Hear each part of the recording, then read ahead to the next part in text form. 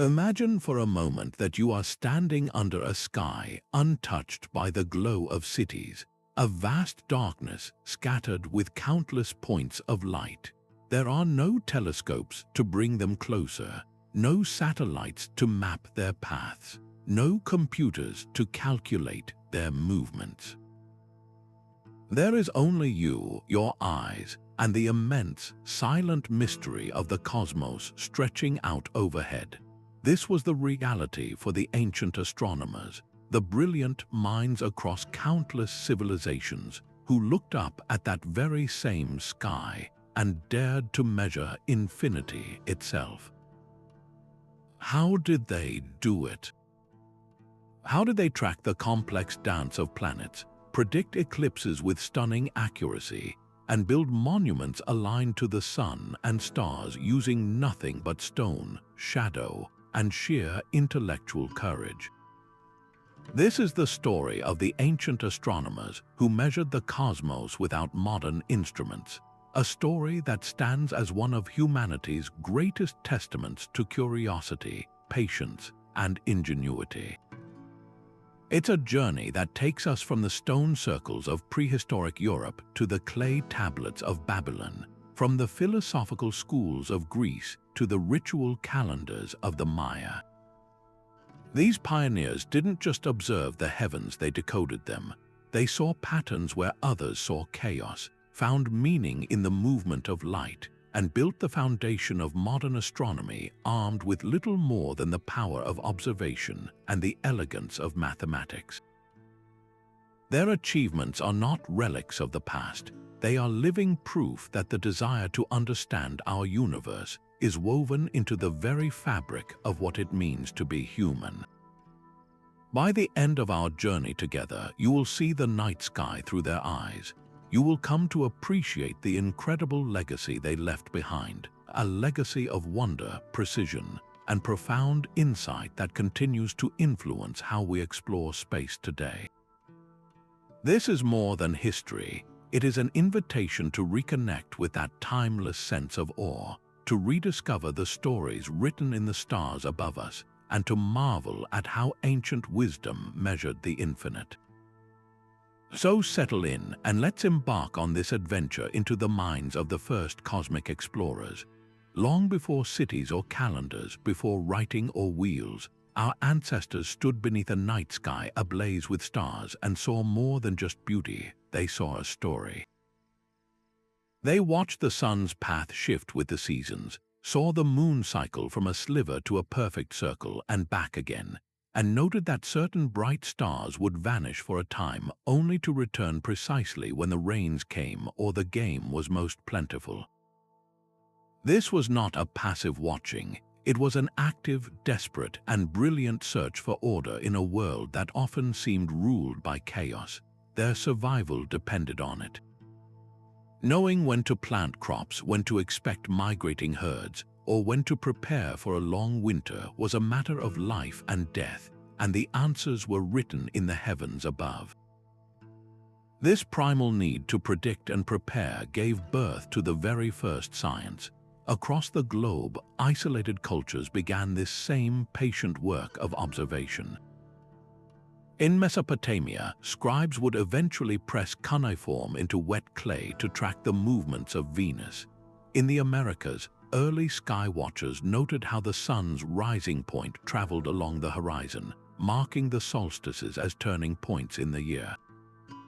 They were building a knowledge base not over years, but over centuries and millennia, with each generation adding its own careful notes to a growing oral and eventually written tradition. They were the first data scientists, recognizing that the universe operated on a schedule, and they were determined to learn its timetable. This collective effort transformed the sky from a divine mystery into a readable map.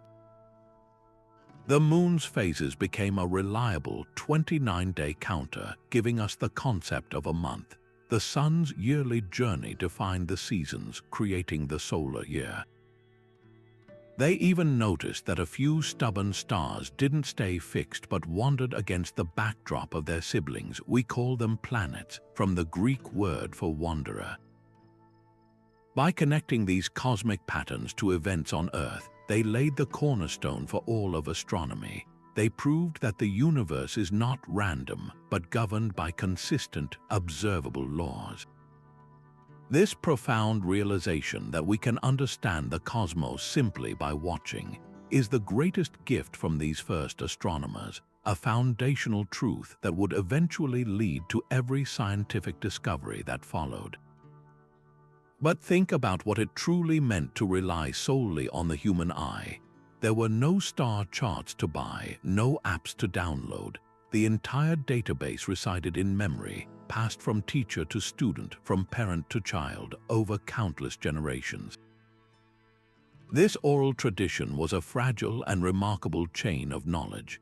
A seasoned sky watcher could look up and not just see a random scattering of lights, but a familiar cast of characters.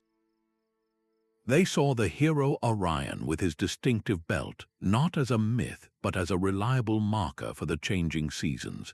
They saw the Pleiades cluster and its heliacal rising. Its first appearance in the dawn sky might signal the time to sail or the start of the planting season. This was pattern recognition on a grand scale, a form of early data science where the night sky was the spreadsheet and the stars were the data points. The skill went far beyond simply naming constellations. It involved tracking the subtle dance of the planets, the wanderers that moved against the fixed backdrop of stars. They learned that Mars would sometimes slow down, reverse course for a few weeks in a loop known as retrograde motion, before continuing on its path. They noted that Venus would never stray too far from the Sun, appearing only as a brilliant morning star or an evening star. Without understanding the mechanics of a heliocentric solar system, they nonetheless mapped the precise timing of these cycles. They learned to predict eclipses not by understanding the shadow of the Earth or Moon, but by recognizing a pattern in the records. The Babylonians, for instance, discovered the Saros cycle, a period of approximately 18 years after which eclipses repeat. This was pure observational genius. It was noticing that every 18 years, the celestial clockwork returned to a similar configuration. Perhaps the most fundamental and universally observed pattern was the Sun's annual journey. By choosing a fixed point on the horizon, perhaps a distinctive mountain peak or a specially placed stone, an observer could track where the Sun rose each day. They would see it rise a little further to the north each day until the summer solstice, the longest day of the year, where it seemed to pause or stand still, which is what solstice means. Then it would begin its slow march southward to the winter solstice. By marking these extreme points, they could pinpoint the exact length of the solar year with astonishing accuracy. This required no instruments, just a consistent viewing location and the disciplined patience to watch day after day, year after year. This intimate knowledge of the Sun's path was the foundation of all accurate calendar making. This deep, sustained observation forged a connection to the cosmos that is difficult to replicate today. For ancient astronomers, the sky was a living, breathing clock and calendar, intimately tied to their survival and spirituality. They knew the sky not as a theoretical concept, but as a practical, daily reality. Their success stands as a powerful testament to the capabilities of the unaided human mind. It proves that the most advanced technology sometimes isn't a piece of hardware, but a honed skill, the power of patient, purposeful observation. This profound understanding, born from simply looking up, would soon inspire them to build permanent structures on the ground to amplify and memorialize their celestial knowledge. But the human eye, while powerful, has its limits. To truly quantify the heavens, ancient innovators needed a tool that could turn observation into measurement. Enter the Nomon, the unsung hero of early astronomy. This was nothing more than a simple stick planted vertically in the ground, yet the story its shadow told was anything but simple.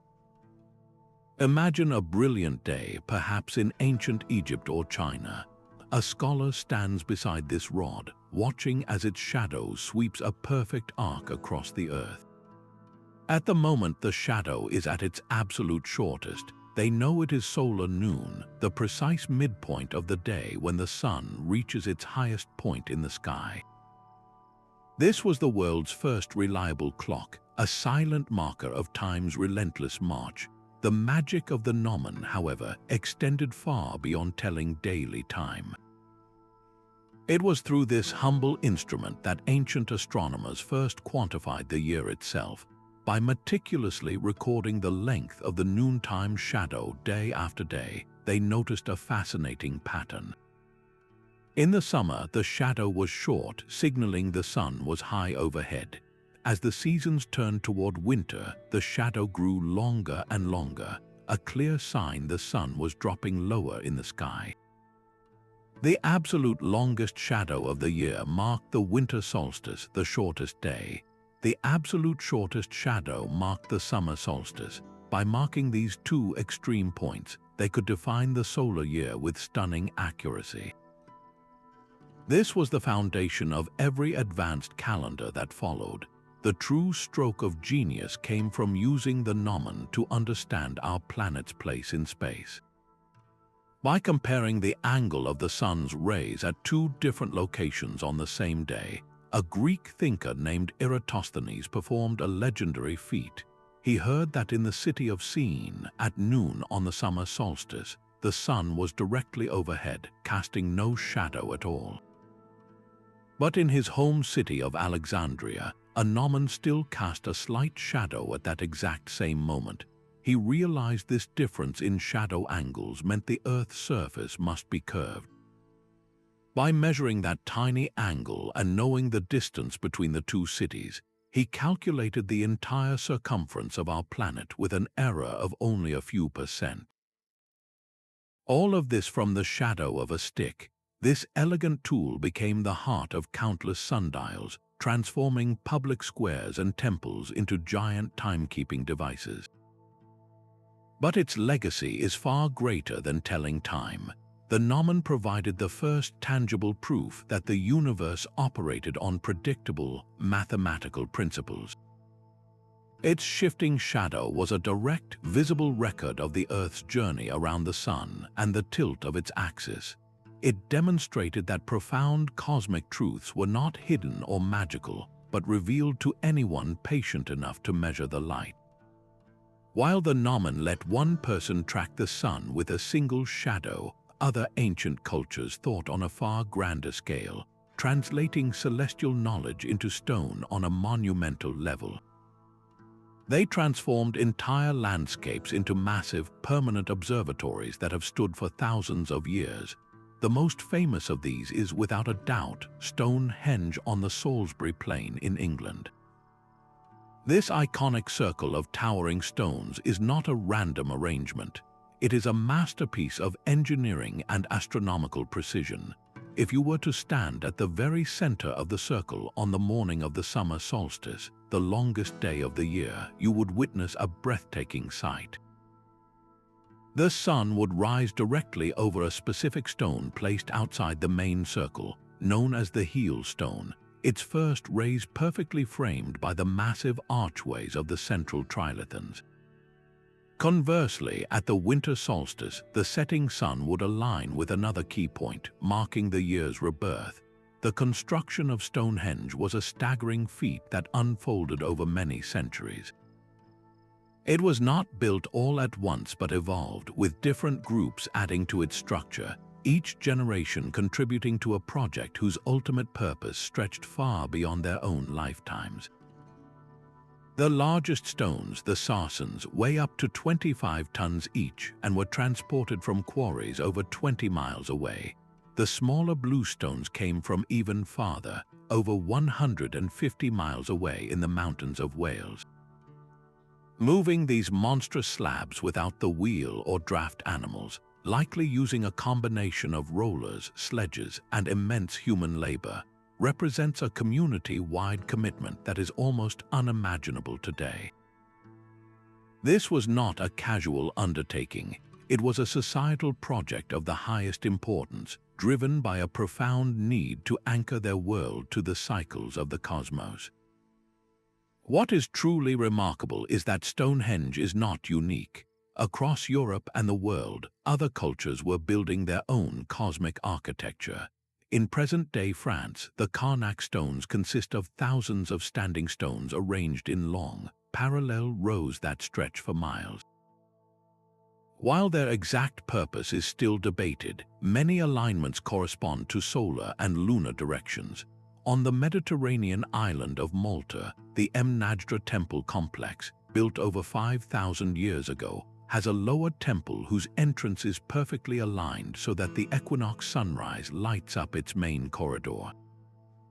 On those 2 days of the year when day and night are of equal length, the sun's rays penetrate deep into the heart of the temple, illuminating altars that may have been used for rituals tied to the seasons and agriculture.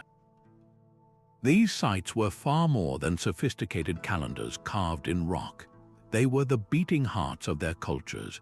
They served as ceremonial centers where the community would gather for rituals that coincided with these celestial events.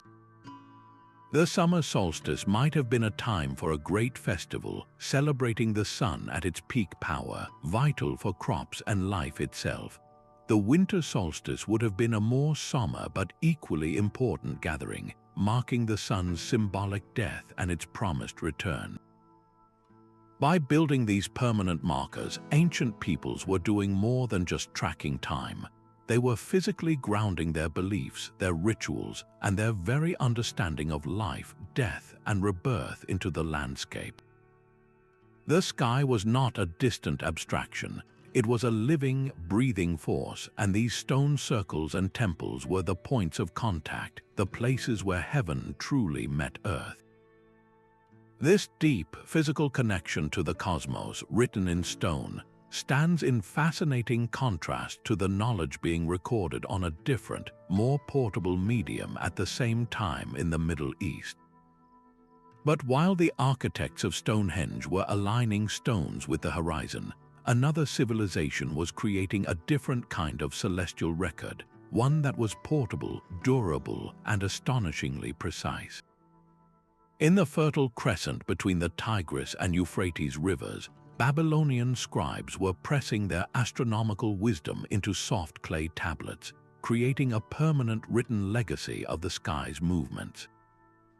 Their world was not one of monolithic stones but of libraries filled with these inscribed tablets, each one a snapshot of the cosmos at a particular moment in time. This shift from monumental architecture to written data was a revolution in how humanity preserved knowledge. The foundation of their entire system was a base 60 numerical system, a choice that echoes through the ages every time we look at a clock or measure an angle. We have them to thank for our 60-second minute and our 60-minute hour, as well as the 360 degrees of a circle. This sexagesimal system was brilliantly pragmatic.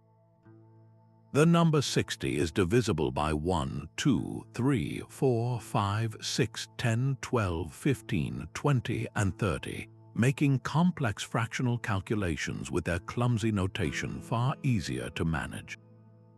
It was the perfect tool for slicing up both time and the circle of the sky into manageable, calculable pieces.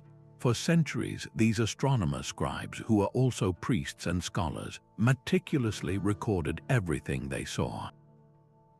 They tracked the journeys of planets they viewed as wandering gods, noted the moon's phases, and documented the ominous appearances of comets. This was not a hobby. It was a state-sponsored endeavor, as predicting celestial events was believed to reveal the will of the gods and directly influence the fate of kings and empires. This immense pressure for accuracy drove them to become not just observers, but the world's first data scientists. Over generations, they amassed a vast archive that allowed them to detect patterns invisible within a single human lifetime. Their most stunning discovery was the Saros cycle. some brilliant and patient mind, poring over tablets from his predecessors, noticed that lunar eclipses seemed to repeat themselves every 18 years, 10 or 11 days, and 8 hours. This period, roughly 6,585.3 days, is a near-perfect common multiple of the lunar month and the solar year. It meant that the Sun, Earth, and Moon returned to almost the same exact geometric arrangement, allowing for eclipses to recur in a predictable sequence. To identify this cycle without any understanding of orbital mechanics, using only centuries of written notes, is a staggering intellectual achievement. It meant that the terrifying event of a moon being swallowed by shadow could be anticipated and prepared for, transforming a divine omen into a predictable calculation. This was the birth of true computational astronomy. The Babylonians developed complex arithmetical schemes, step-by-step procedures that we would now call algorithms, to predict planetary positions. They created zigzag functions on their tablets to model the varying speed of the Sun and Moon, and they used other methods to account for the planet's peculiar retrograde loops. They were not trying to build a physical model of why the heavens moved as they did. Their goal was purely practical, to accurately describe and predict the motions they observed. In doing so, they established a fundamental principle that would underpin all future science, that the universe operates not on whimsy, but on consistent, mathematically describable rules. This immense computational prowess, etched in clay, would become the essential raw data for the next great leap in human thought, a leap that would take place in Greece. While the Babylonians mastered the arithmetic of the heavens, a new wave of thinkers on the shores of the Mediterranean began to ask a different, more daring kind of question. They were not content merely to predict when an event would happen. They wanted to know what it all meant. They sought to understand the fundamental scale, shape, and structure of the cosmos itself. The ancient Greeks took the raw data collected over centuries by others and armed themselves with a powerful new tool, geometry, transforming stargazing from a practical art into a profound theoretical science. The most legendary demonstration of this geometric genius came from Eratosthenes, the chief librarian at the Great Library of Alexandria. He performed a feat that seems almost magical in its simplicity and breathtaking in its result. He calculated the entire circumference of the Earth using little more than a stick, the sun, and a piece of well-traveled knowledge. The story begins with a report from the city of Syene, modern-day Aswan, which stated that at noon on the summer solstice, the sun shone directly down a deep well, illuminating the water at the bottom. This meant the sun was perfectly overhead, casting no shadow. Eratosthenes knew that in his home city of Alexandria, which lay almost directly north of Syene, vertical objects did cast a shadow at that exact same moment. He realized this simple observation revealed a profound truth. The Earth must be curved. If it were flat, the sun's rays would strike both cities at the same angle, and there would be no shadow difference. The existence of the shadow in Alexandria proved the planet's surface was not level. With brilliant insight, he saw this wasn't just proof of curvature, it was a measuring tape. He measured the angle of the shadow cast by a vertical rod in Alexandria at that critical noon hour. It was about 7 degrees, which is roughly 1/50th of a full 360-degree circle. He then needed the distance between the two cities. Historians believe he likely hired a bimatist, a professional surveyor trained to measure distances by pacing, to determine the land distance was about 5,000 stadia. The logic was then stunningly clear. If 7 degrees of the Earth's circle corresponds to a distance of 5,000 stadia, then the full 360 degrees must be 50 times that distance. His calculation yielded a circumference of 250,000 stadia. While the exact length of a stadion is debated, his result translated to a figure within a few percent of the actual polar circumference. This was an achievement of monumental proportions, a measurement of the entire world with a stick and a shadow, a triumph of pure reason that revealed our planet's true scale for the first time in history. But the Greek ambition did not stop at the Earth. Another brilliant mind, Aristarchus of Samos, turned his geometrical gaze outward. He aimed to measure the cosmos itself, specifically the relative sizes and distances of the Earth, Moon, and Sun. His methods were just as clever, though his results were less accurate due to the immense difficulty of the measurements involved. He waited for the precise moment of a half moon, when the moon appears as a perfect semicircle in the sky. He reasoned that at that instant the Sun, Earth, and Moon form a vast right-angled triangle. By measuring the angle between the Moon and the Sun from Earth, he could use trigonometry to calculate their relative distances. While his angle measurement was incredibly difficult to get right with the naked eye, leading to a significant underestimate of the Sun's distance, his conclusion was revolutionary. He realized the Sun was vastly larger than the Earth. This logical deduction led him to a breathtaking and radical hypothesis. It made no sense, he argued, for an immense Sun to orbit a tiny Earth. Therefore, he proposed a heliocentric model, placing the Sun at the center of the known universe with the Earth and other planets revolving around it. This idea was so far ahead of its time that it was largely rejected for nearly 2,000 years, but it stands as a testament to the power of Greek geometrical reasoning and their willingness to follow logic wherever it led, even if it dethroned humanity from the center of creation. This shift in thinking was profound. The Greeks moved astronomy beyond the what and when into the realm of the why. They sought a unified, logical model of the universe, one based on geometric principles and philosophical inquiry.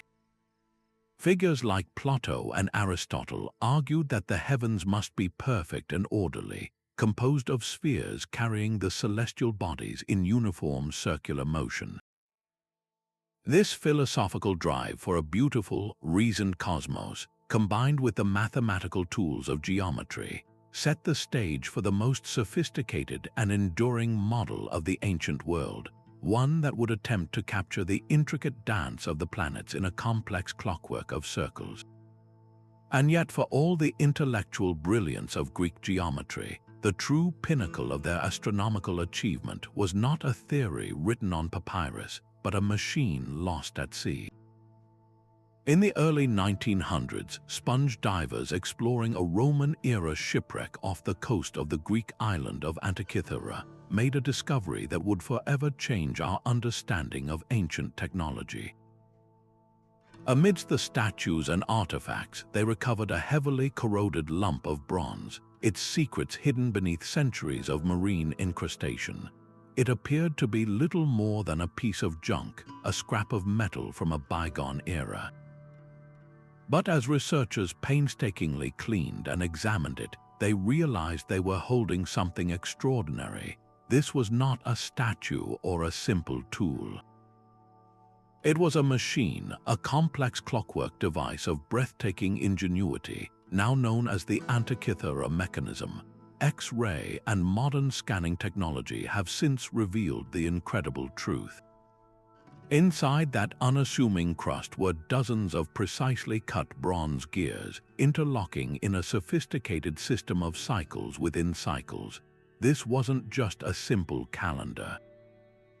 It was a portable, hand-cranked analog computer designed to model the cosmos itself. By turning a handle on the side, an operator could advance the mechanism to any date in the future or the past, and on its various dials and pointers, they could read out the predicted positions of the Sun and Moon, the phase of the Moon, and the timing of upcoming lunar and solar eclipses. Some researchers believe it even tracked the movements of the 5 planets known to the ancient Greeks, modeling their perplexing retrograde motions through a complex system of epicyclic gears, a miniature mechanical version of the theories proposed by astronomers like Hipparchus. The level of miniaturization and mechanical complexity is simply staggering. The device uses a differential gear, a sophistication previously thought to have been invented no earlier than the 16th century. It is a physical manifestation of Greek astronomical knowledge, a synthesis of centuries of Babylonian data and Greek geometrical theory made tangible in bronze. Imagine a philosopher or a ship's captain being able to hold the mechanics of the heavens in their hands, to turn a crank and see the celestial dance play out before their eyes. It bridges the immense gap between the abstract world of mathematical models and the physical world of gears and levers. The existence of the Antikythera Mechanism forces a dramatic reassessment of ancient technological capability. This was not a one-off prototype. The quality of its construction suggests it was a product of a known tradition, the work of master craftsmen who had built such devices before. It hints at a lost world of sophisticated mechanical instruments mentioned in ancient texts, like the planetaria built by Archimedes, which were said to model the motions of the sun, moon, and planets. We have to wonder how much knowledge was lost with the decline of the ancient world. How many other marvels of engineering lie undiscovered on the ocean floor or buried in the ruins of libraries? This single device shatters the stereotype of the ancient Greeks as purely philosophical thinkers, revealing them instead as master engineers who could translate their deepest understanding of the universe into an intricate, working machine. It stands as a powerful and humbling reminder that our own technological age is not the first to produce sophisticated computers, merely the most recent. While the Greeks were perfecting gears and geometry, an entirely independent astronomical tradition was reaching its zenith far across the Atlantic Ocean. Isolated from the intellectual currents of Europe and Asia, the Maya civilization of Mesoamerica developed a system of celestial observation so precise and so deeply embedded in their worldview that it stands as one of humanity's most astonishing intellectual achievements. Their knowledge was not written on clay tablets or parchment, but recorded in intricate hieroglyphic codices and carved into the very stones of their cities, a testament to a people completely captivated by the rhythm of the heavens. At the heart of their cosmic understanding was a complex interlocking calendar system of almost unimaginable sophistication. The Maya did not have just one calendar, they had several that ran concurrently, like multiple synchronized clocks measuring different types of time. The Hub was a 365-day solar calendar, closely approximating our modern year. Running alongside it was the sacred 260-day Tzolk'in, a cycle that had no obvious astronomical correlation but was fundamental to Mayan ritual and identity. These two cycles would align and reset only once every 52 years, a period known as the calendar round, which was an event of immense spiritual significance, marking a complete renewal of time itself. Beyond this, they maintained the long count, a linear chronology that allowed them to date events over fantastically long periods, demonstrating a concept of historical time that was unparalleled in the ancient world. Yet their most captivating celestial relationship was with the planet Venus. To the Maya, Venus was not merely a bright object in the sky, it was a deity, a harbinger of both creation and destruction, intimately tied to their mythology of the twin heroes. They tracked its 584-day synodic cycle with obsessive precision, calculating it to within a few hours over a single year. This was no abstract pursuit. The appearance of Venus as the morning star was believed to influence warfare, and rulers would carefully time military campaigns and raids to coincide with its heliacal rising, believing its radiance would grant them power and ensure victory. Its transformation into the evening star was equally significant, woven into myths of descent into the underworld and rebirth. This profound connection to Venus is physically manifest in their architecture. The Caracol Observatory at Chichen Itza is a stunning example. This unique spiral tower, resembling a modern astronomical observatory, is pierced with narrow slit windows that are not randomly placed. These openings are precisely aligned with the extreme northern and southern setting points of Venus on the horizon. On the critical nights of its cycle, a priest astronomer standing inside the darkened tower would have witnessed the brilliant light of Venus framed perfectly within these stone apertures, a dramatic confirmation of their predictions and a powerful ritual moment. This building is concrete proof that their astronomical knowledge was not just theoretical, but was engineered into the heart of their civilization. What makes their accomplishments so staggering is the context in which they were achieved. The Maya mastered the complex mathematics necessary for these predictions without the use of metal tools, the wheel, or even a pulley system. Their precision was born from millennia of relentless, naked-eye observation, a tradition passed down through generations of priest astronomers who dedicated their lives to recording the subtle dance of the cosmos. Their story powerfully illustrates that the drive to understand the universe is a universal human constant, a spark of curiosity that can ignite into a blazing fire of discovery in any culture, under any conditions, with nothing more than patience, intellect, and a relentless gaze skyward. While the Maya were tracking Venus with such devotion, a parallel revolution in cosmic thought was unfolding in ancient India, where a tradition of mathematical astronomy reached breathtaking heights. Here, scholars known as Siddhantins, meaning those who have reached a definitive conclusion, were crafting intricate models of the cosmos using the powerful tools of trigonometry and algebra. Their work was not just about observing patterns, it was about creating a precise mathematical architecture for the universe itself. Figures like the brilliant Aryabhatta, who composed his seminal text the Aryabhatiya at the astonishing age of 23, dared to propose ideas that were centuries ahead of their time. In a world that largely believed the heavens revolved around a stationary Earth, Aryabhatta suggested something radically different, that the daily rising and setting of the stars was an illusion caused by the Earth's own rotation on its axis.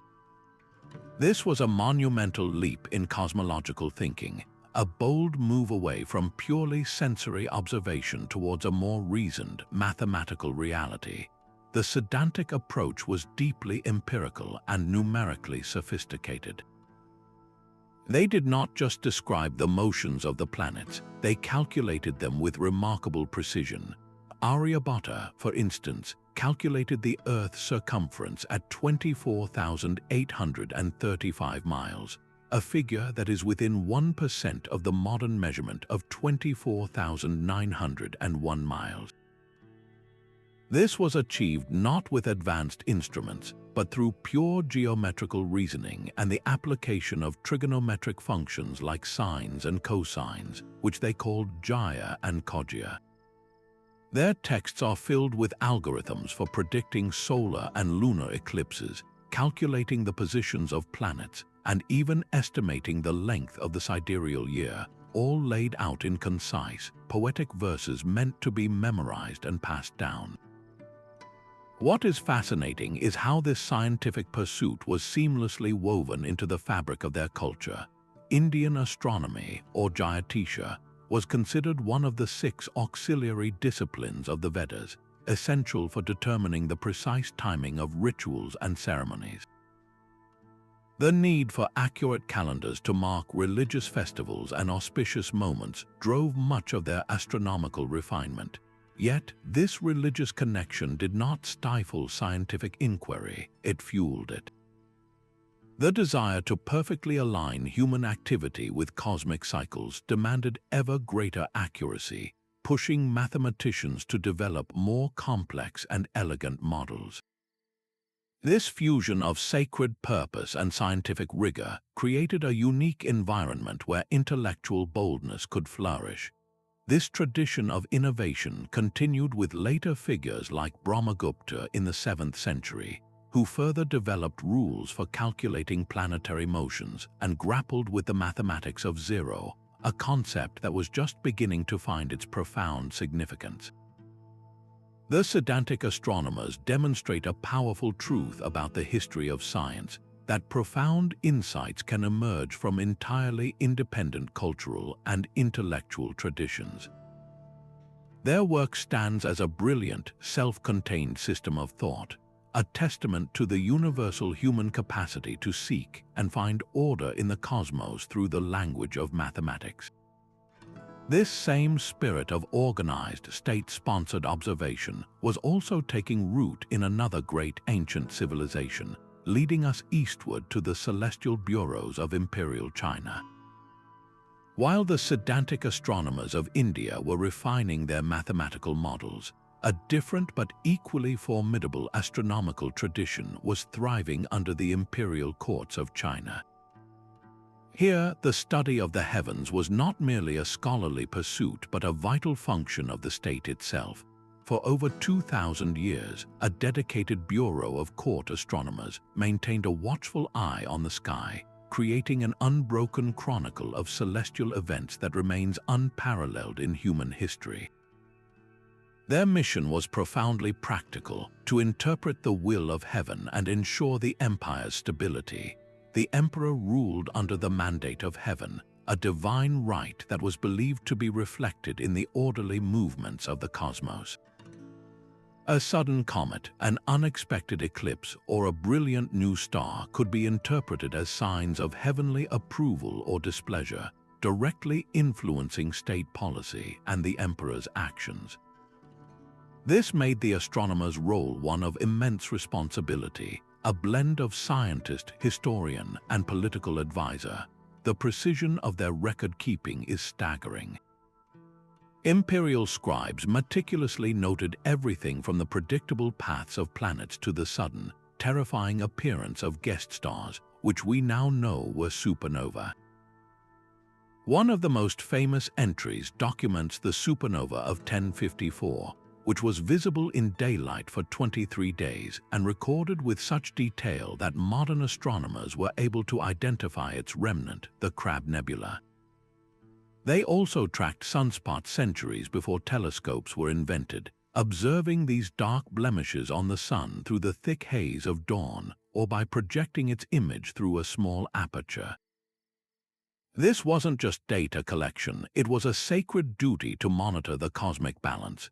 The continuity of these records, spanning dozens of dynasties, provides a unique dataset for contemporary scientists studying long-term astronomical cycles like comet orbits or the frequency of stellar explosions. Innovation flourished within this bureaucratic framework. The brilliant polymath Zhang Heng, who served during the Han Dynasty around the 2nd century, exemplified this spirit of invention. He is credited with creating the world's first seismoscope, a remarkable bronze instrument that could detect distant earthquakes and indicate the direction of the tremor. But his contributions to astronomy were equally profound. He crafted detailed star maps and constructed intricate celestial globes that mapped the positions of the stars and the paths of the sun and moon. He even argued correctly that the moon itself did not emit light but merely reflected the light of the sun, and he offered a sophisticated explanation for lunar eclipses, describing the Earth's shadow falling upon the moon. This combination of theoretical insight and mechanical ingenuity was a hallmark of the Chinese approach. This state-sponsored system created a powerful engine for long-term discovery. Unlike the more philosophically driven Greek tradition, Chinese astronomy was relentlessly pragmatic and empirical. Their goal was accurate prediction and astrological interpretation, which demanded meticulous observation and faithful recording. This focus produced not grand cosmological theories about the nature of the universe, but instead an incredibly durable and reliable body of factual evidence. The legacy of these ancient bureaucrats is a powerful reminder that science advances not only through flashes of individual genius, but also through sustained, collective effort across generations. Their endless star catalogues and event logs built a foundation of knowledge so solid that it still supports astronomers today, seamlessly connecting the practical work of observation to the deeper cultural stories humanity has always woven around the stars. But the stars were more than just a celestial clock or calendar. They were a grand stage upon which the dramas of gods and heroes played out night after night. Imagine looking up and seeing not just a scattering of bright dots, but the great hunter Orion, his belt of 3 stars clear against the darkness, forever pursuing the Pleiades sisters across the sky. To the ancient Greeks, this was not a fanciful idea, it was the very nature of reality. The constellation of Ursa Major, the Great Bear, was Callisto, transformed by a jealous goddess and placed in the heavens for safety. The Milky Way was not a river of stars but the spilled milk of the goddess Hera. These stories served a profound dual purpose. On one hand, they were incredible mnemonic devices. It is far easier to remember the position and relationship of stars when they are part of a narrative about a bear, a hunter, or a scorpion. The myth provided a mental map, a way to navigate the overwhelming complexity of the night sky by anchoring it to familiar tales passed down through generations. This fusion of astronomy and mythology was a global phenomenon, a fundamental way for humanity to make sense of the cosmos. In ancient Egypt, the sun god Ra sailed his bark across the sky by day and through the treacherous underworld by night, his successful journey each sunrise ensuring the world's continued existence. The star we know as Sirius held immense importance as its heliacal rising. Its first appearance just before dawn coincided with the annual flooding of the Nile. This event was linked to the goddess Sopdet, and the life-giving waters were seen as her divine gift. For the Maya, the planet Venus was not a simple wanderer but the god Kukulkan, a feathered serpent whose movements were meticulously tracked because its appearances as the morning or evening star were believed to influence the timing of warfare and the fate of rulers. Astronomy provided the raw data, the predictable cycles, while mythology provided the meaning, the why behind the celestial motions. This interconnection elevated astronomy from a technical discipline to a central pillar of cultural identity. It was not an abstract science confined to a few scholars. The farmer planting his crops by the phases of the moon, the sailor navigating by the North Star, the priest interpreting an eclipse as an omen, all participated in this celestial understanding. The sky was a shared storybook, a divine script that everyone could read. This universal accessibility meant that the entire community had a stake in the celestial order. A sudden comet or an unexpected eclipse was not just a curiosity for the elite. It was a moment of collective awe, fear, or hope that resonated through the entire society. This deep cultural embedding is precisely why ancient civilizations invested such incredible effort in their astronomical pursuits. Building a structure like Stonehenge or charting the complex cycle of Venus over decades was not merely an intellectual exercise. It was an act of cosmic significance, a way to align human life with the rhythms of the gods and the universe itself. The measurements taken by the astronomer priests were not just numbers, they were keys to understanding the will of the divine, ensuring agricultural prosperity, and maintaining social and political order. The drive to measure was fueled by the need for meaning. This beautiful synergy between empirical observation and cultural storytelling created a rich, holistic understanding of the world that modern science, for all its power, often struggles to replicate. Recognizing this inseparable bond between the stars and our stories is essential. because it sets the stage for appreciating the sheer ingenuity required to push the limits of naked eye observation even further. But those ancient sky watchers were far from helpless. Without the power to magnify the heavens, they instead magnified their own skill, developing a breathtaking array of ingenious techniques to push the limits of human vision. Consider the sighting tube, a simple cylinder of hollowed wood or bone. By bringing this primitive device to their eye and blocking out all peripheral light, an astronomer could isolate a single, faint star from the glare of a bright moon or the haze of the horizon. This was not a telescope, but it was a powerful tool for focus, allowing for cleaner observations and sharper measurements against a dark field of view. In ancient Egypt, the quest for precision went even further with the merkit. This instrument was deceptively simple, a horizontal bar with a plumb line hanging from it. An astronomer would use two of these devices, aligning their weighted chords with a specific star. By sighting along the two perfectly vertical lines, they could establish a true north-south meridian with astonishing accuracy. This foundational alignment was the critical first step for everything from orienting a pyramid to charting the path of the sun. The horizon itself became one of their most reliable tools. While the sky is a vast, shifting dome, the horizon provides a fixed, stable line of reference. By carefully noting exactly where a star rose or set relative to a distant mountain peak, a lone tree, or a notched stone marker, an observer could calculate its angular position. Over time, these precise horizon sightings allowed them to map the subtle drift of the planets and the changing positions of the stars with a level of detail that seems impossible without modern tools. This method required an intimate knowledge of the local landscape, turning the entire world into a giant observatory. Their understanding of optics also extended to timing. They mastered the art of the twilight observation, patiently waiting for that perfect, fleeting moment just after sunset or before dawn. In that brief window, when the sky was dark enough to see the brightest stars but the sun was not yet overwhelming, they could track the elusive planet Mercury.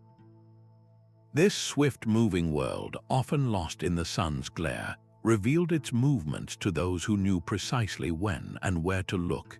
This was not a hobby, it was a disciplined art form that demanded a lifetime of patience and relentless practice.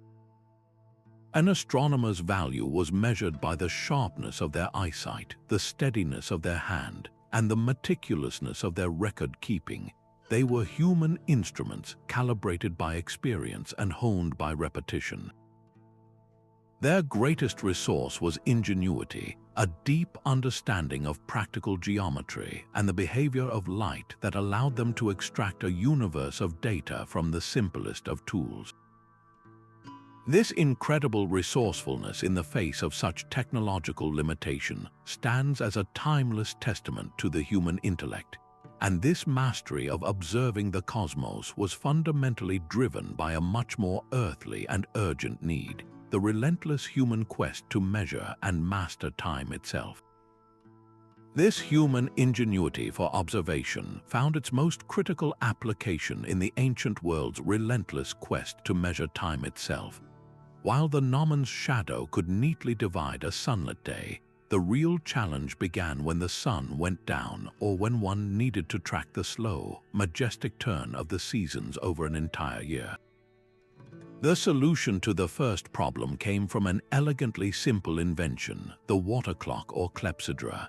Imagine a carefully crafted ceramic vessel with a tiny hole drilled in its base, allowing water to drip out at a constant rate. Marks on the inside of the bowl measured the passing hours, creating a reliable timer that functioned independent of sunlight or weather.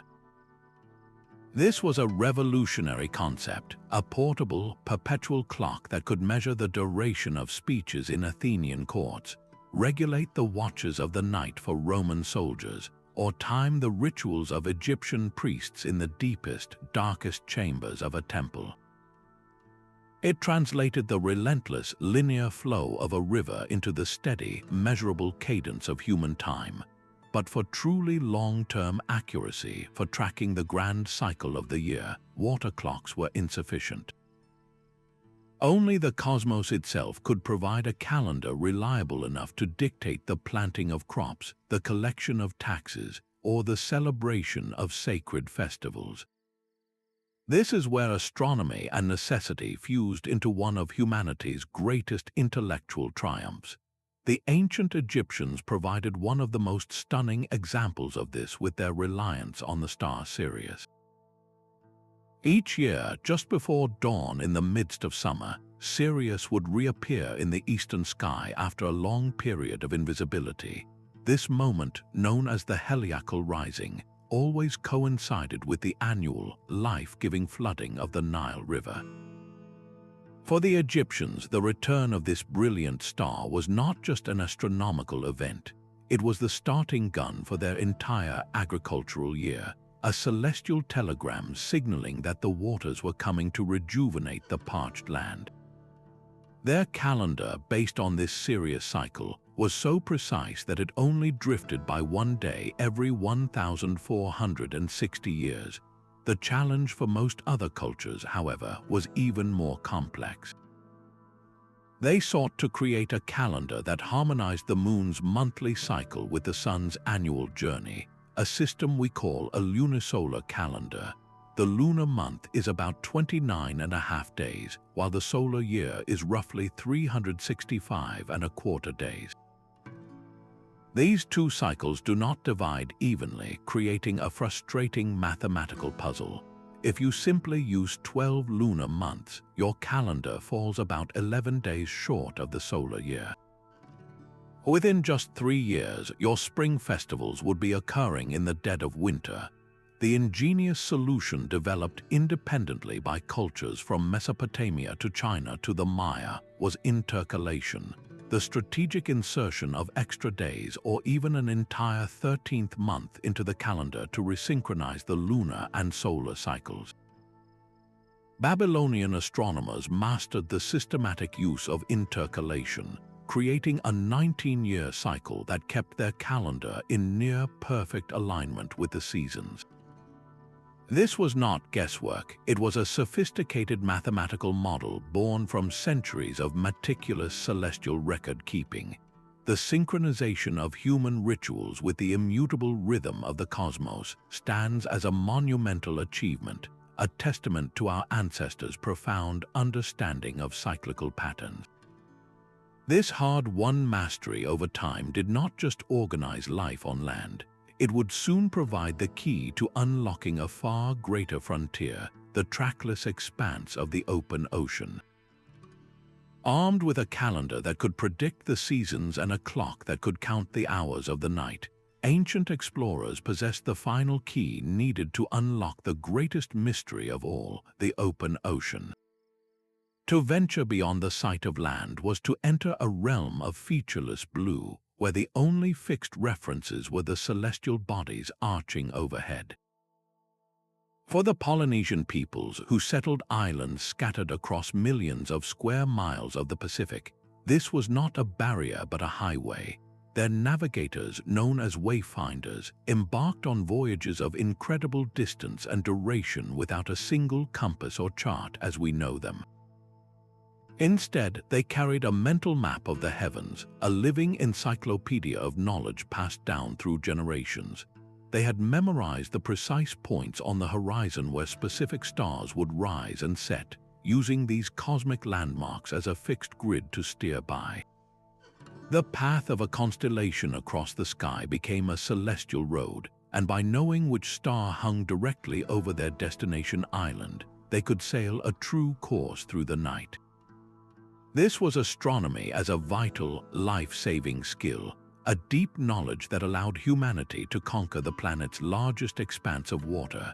But the star compass was only one tool in the wayfinders' immense arsenal of natural observation. They learned to read the subtle patterns of ocean swells, feeling the direction of the waves through the hull of their canoe to maintain course even on cloudy nights. The flight paths of certain seabirds told them proximity to land long before any shore was visible. The specific hues and textures of clouds might hint at a distant lagoon reflecting sunlight. This holistic approach to wayfinding wove together astronomy, meteorology, and ecology into a single discipline. It was a science of context where every element of the natural world offered a clue. The success of these voyages, populating islands from Hawaii to New Zealand to Easter Island, stands as one of the most astounding achievements in human history, all guided by a profound understanding writ large in the stars. Meanwhile, in the confined waters of the Mediterranean Sea, another great seafaring culture developed its own stellar techniques. The Phoenicians, master traders and explorers from the Levant, regularly sailed to Britain and possibly even around the continent of Africa. Their primary celestial guide was the North Star, Polaris. While not exactly at the celestial pole in their era, it was close enough to serve as a reliable fixed point. By measuring the angle of Polaris above the horizon with simple instruments, a Phoenician captain could gauge their latitude, knowing how far north or south they had traveled. To sail to a known trading port, they would simply sail east or west until they reached the correct latitude, then turn and follow that parallel line straight to their destination. This method prevented them from getting hopelessly lost and ensured they could return home with valuable cargoes of tin, amber, and dyes. This practical application of astronomy was the engine of their economic empire, proving that understanding the cosmos could directly translate into wealth and power. Both the Polynesian and Phoenician methods, though born oceans apart, shared a common foundation, an intuitive grasp of the celestial sphere. They understood that the sky was a great dome rotating around a fixed point, and that their position on the Earth's surface altered their view of that dome.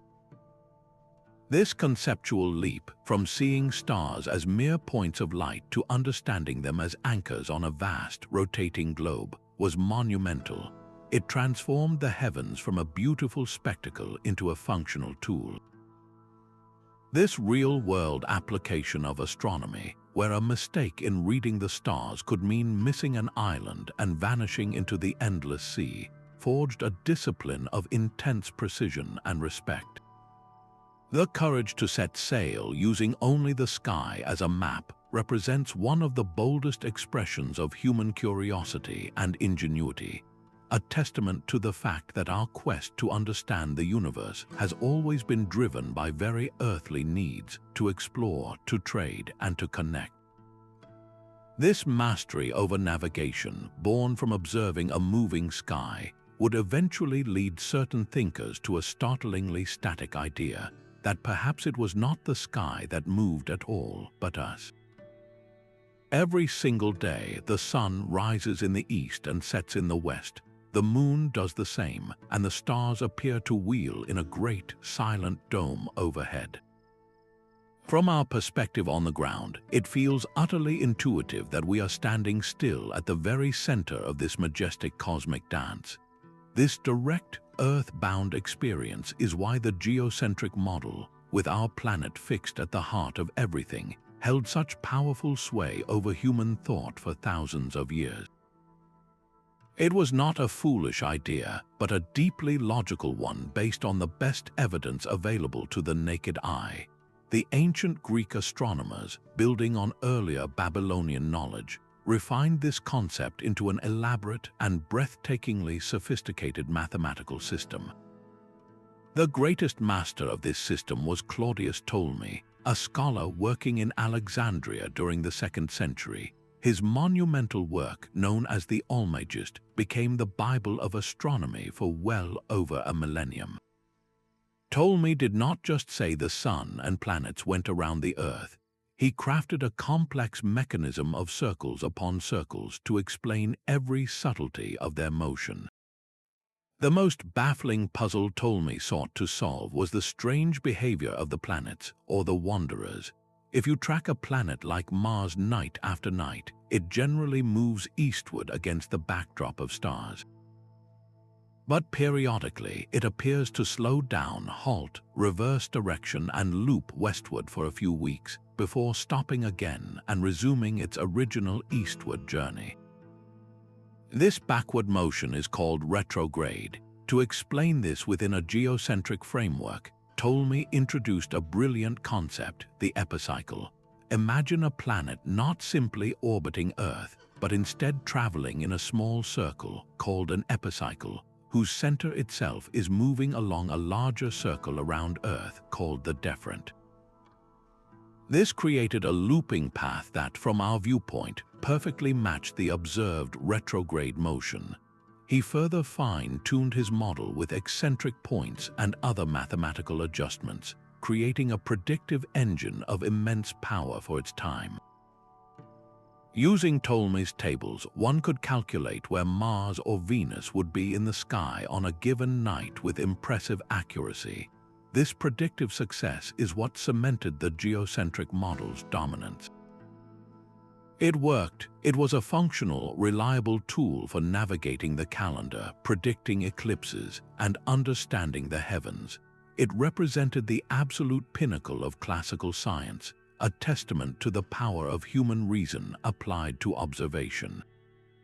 For 14 centuries, this Earth-centered universe was not just a theory. It was the accepted reality of the cosmos, woven into the fabric of philosophy, religion, and everyday life. Its eventual downfall would require not just new evidence, but a complete revolution in how humanity saw its place in the grand scheme of existence.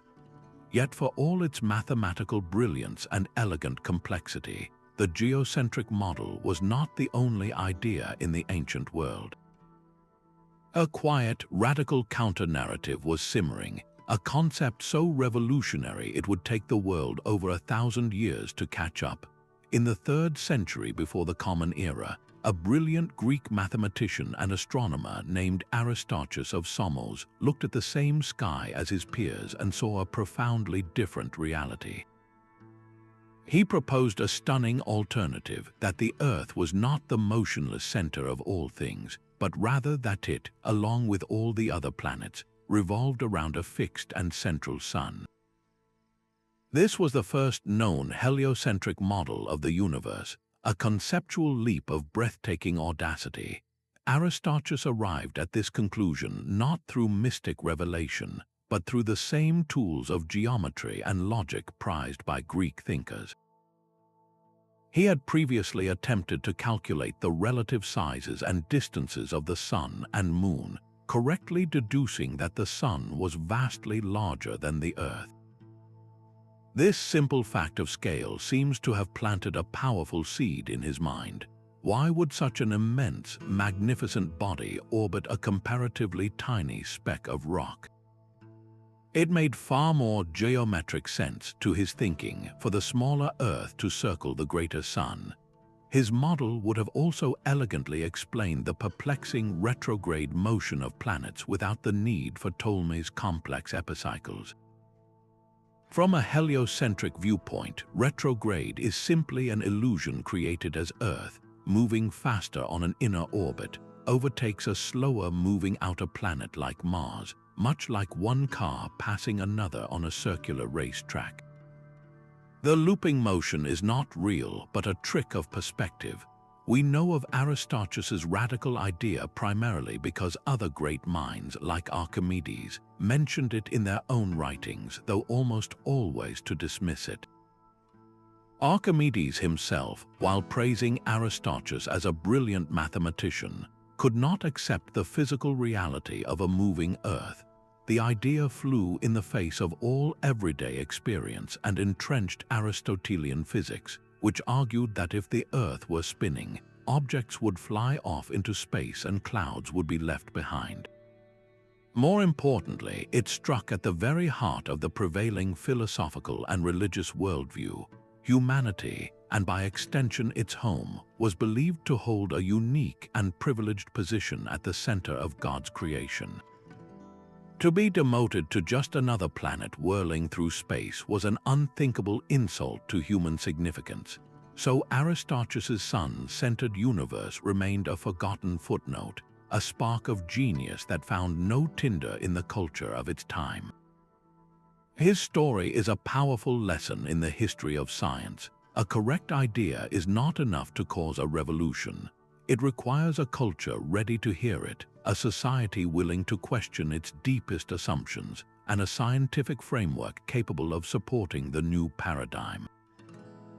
The seeds of heliocentrism lay dormant for centuries, waiting for a future age to provide the right conditions for them to finally sprout and reshape our understanding of the cosmos.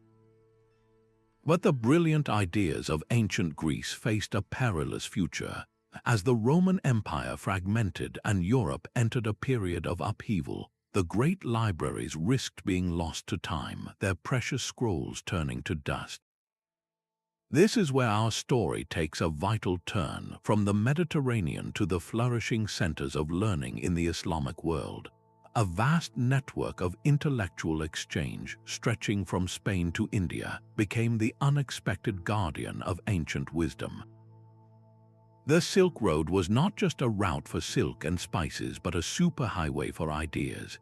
Alongside merchants and travelers moved scholars, carrying with them the works of Ptolemy, Aristotle, and other Greek thinkers.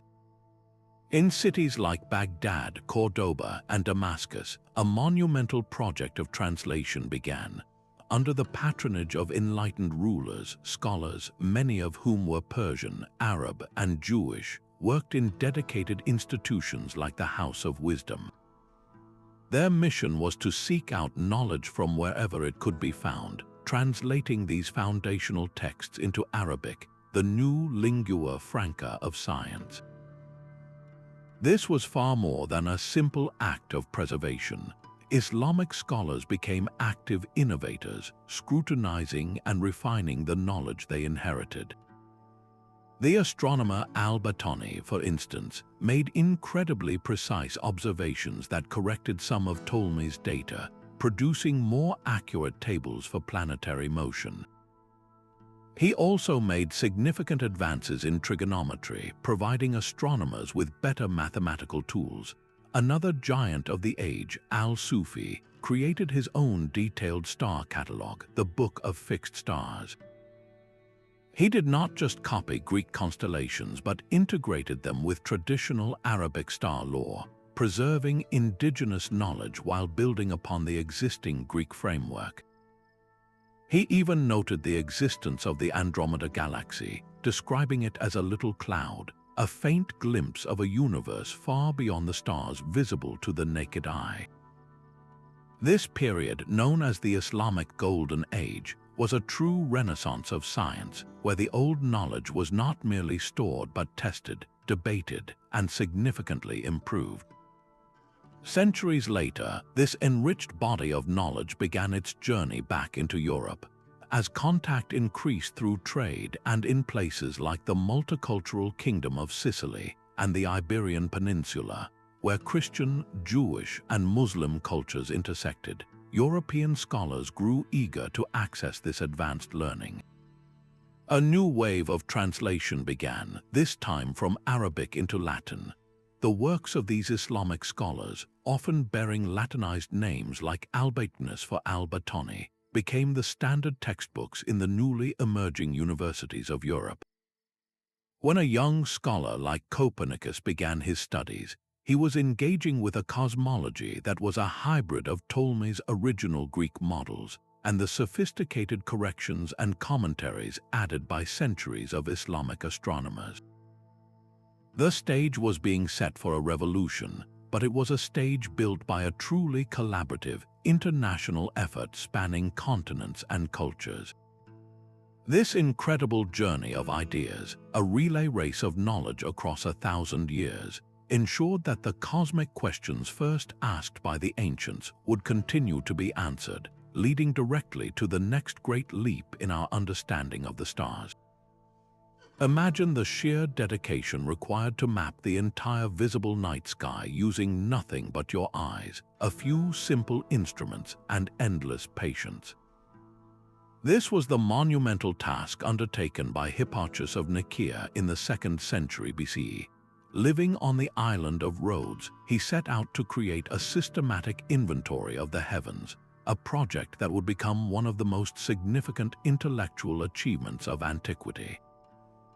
His catalogue did not simply list stars, it meticulously recorded their positions using a coordinate system of celestial longitude and latitude, and it even noted their relative brightness, creating a scale that would eventually evolve into the magnitude system we still use today. The motivation behind this colossal effort might have been a sudden, unexpected event, the appearance of a brilliant new star, a nova, in the constellation Scorpius. This celestial anomaly directly contradicted the prevailing Aristotelian belief that the heavens were perfect and unchanging, a fixed backdrop of eternal stars. Hipparchus, a true scientist, responded to this challenge not with dismissal but with data. He embarked on his project to create a permanent, precise record so that future astronomers could detect any other changes in the supposedly immutable sky. The creation of such a catalogue was a painstaking process. Without telescopes or cameras, every single data point had to be gathered through repeated, careful observation. Hipparchus likely used an armillary sphere, a model of nested rings representing celestial circles, to measure angles between stars and their positions relative to the ecliptic, the sun's apparent path. His catalogue, which is known to us through the later work of Ptolemy, contained around 850 stars, each one plotted with remarkable accuracy. This was not merely an academic exercise, it was the creation of the first truly scientific map of the cosmos. These star charts became indispensable tools. For navigators, they provided fixed points of reference to guide their voyages across featureless seas. For timekeepers, they marked the hours and the seasons with unerring regularity. And for astronomers, they established that crucial stable background, the imagined sphere of fixed stars, against which the mysterious wanderings of the planets, comets, and other transient phenomena could be tracked and studied. This foundational work transformed astronomy from a collection of observations into a cumulative science. By creating a permanent, written record, Hipparchus ensured that knowledge could be built upon rather than lost. Future generations did not have to start from scratch. They could take his catalogue, check it, refine it, and expand it. This process of iterative improvement is the very heart of the scientific method. The incredible precision Hipparchus achieved, often accurate to within a fraction of a degree, did more than just document the sky of his time. It provided the essential baseline data that would allow him, and astronomers who followed, to detect the most subtle and profound of celestial motions, a slow, grinding shift that would take nearly 2 centuries to reveal its full secret. The very precision of his fixed star map made the next great discovery possible, because it allowed him to see that even the fixed stars were not, in fact, entirely fixed. Hipparchus's precise star catalogue was not just a static snapshot of the sky, it was a time capsule that allowed for a comparison across the ages. He was able to place his own careful measurements alongside records left by astronomers who had lived centuries before him, most notably the Babylonian observers and the Greek astronomer Timacharis. When he made this comparison, he noticed something incredibly subtle yet deeply significant. The positions of the stars were not exactly where the older records indicated they should be.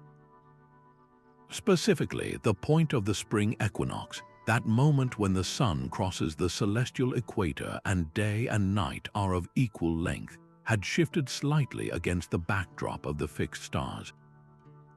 This was not an error in the ancient records, it was a clue to one of the most profound motions of our planet.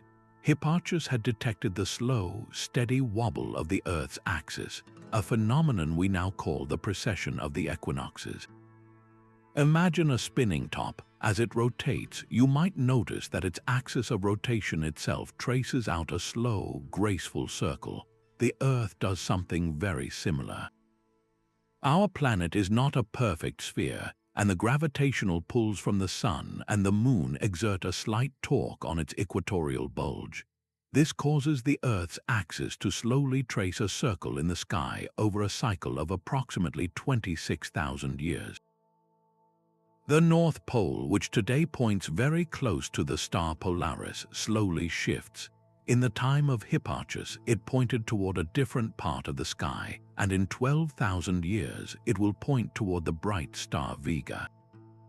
This means the entire celestial sphere, from our perspective, appears to drift westward by about 1 degree every 72 years.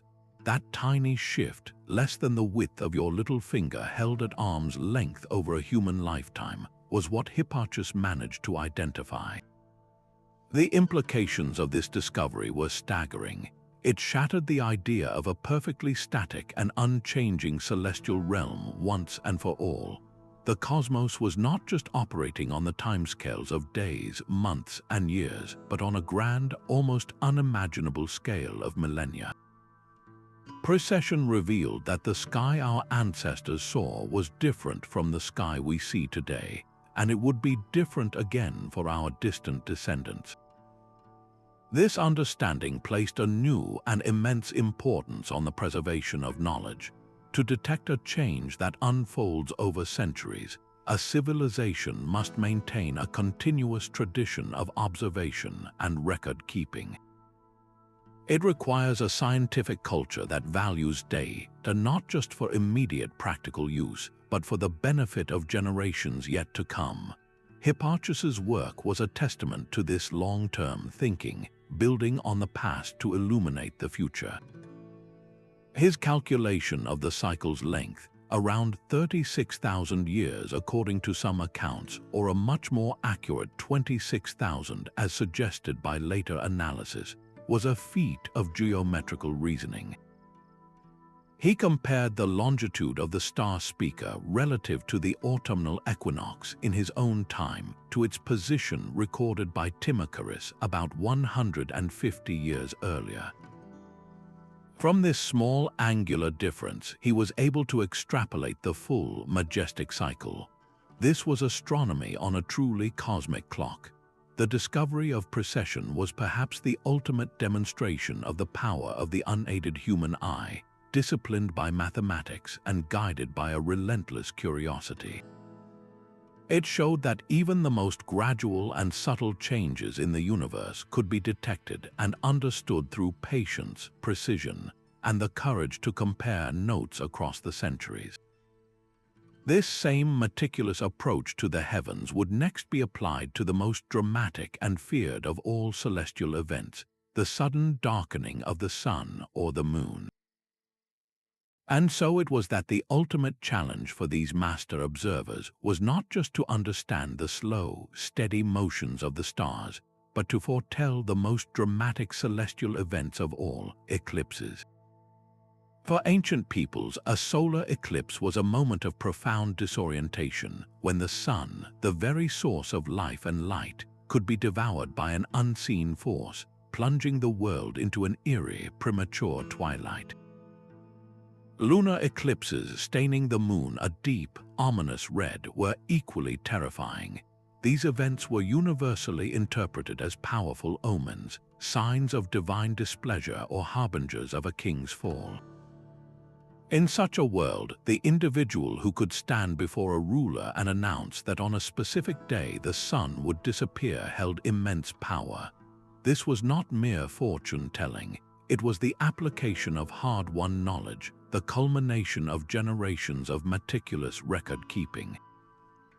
The ability to predict an eclipse transformed a feared supernatural event into a predictable natural phenomenon, a monumental leap in human thought that marked the triumph of reason over superstition. The Babylonians were the undisputed masters of this art. Their system, based on the Saros cycle, was a stunning achievement of pattern recognition. They noticed that eclipses tend to recur in a pattern lasting approximately 18 years, 11 days, and 8 hours. This cycle, now known as a Saros series, occurs because after this period the sun, moon, and earth return to nearly the same relative geometry. a lunar eclipse visible in Babylon would be followed 18 years later by another very similar eclipse. The genius of the Babylonian astronomers lay in their relentless compilation of data. They recorded every celestial event on their clay tablets, building a database that spanned centuries. By analyzing these records, they could identify the pattern and predict future events with remarkable reliability. This method was purely arithmetical, based on cycles rather than a geometric understanding of orbits, but its effectiveness is a testament to the power of long-term, systematic observation. Predicting a solar eclipse, however, was a far more difficult puzzle. While the Saros cycle could indicate when conditions were right for an eclipse, it could not always determine if the shadow would fall on a specific part of the Earth. The Moon's shadow is narrow, and a difference of a few hundred kilometers could mean the difference between a total blackout and a partial dimming. This is where the Greeks, building on Babylonian data, made significant strides. They began to develop geometric models of the Sun and Moon's paths. By understanding the inclinations of the orbits and the points where they intersect, known as nodes, Greek astronomers could refine eclipse predictions. They sought to understand not just the timing, but the mechanics, asking why the eclipses happened where and when they did. This shift from pure cycle counting to a model-based approach represented a deeper, more fundamental grasp of celestial mechanics. In China, astronomical bureaus operated under immense pressure.